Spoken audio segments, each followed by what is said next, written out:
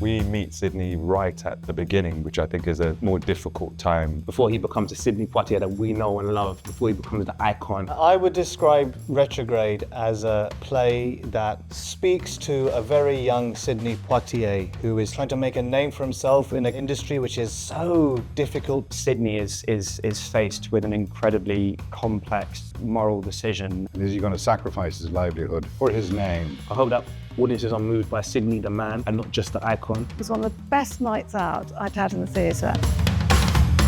I think every artist and everybody in life that's ever come across somebody that's tried to oppress them in any kind of way can really resonate with what our protagonist has to go through in this play. This is why theatre should exist and why it's important. I just think it's a brilliant play. Great actors, great production. I read it and I was just blown away by it.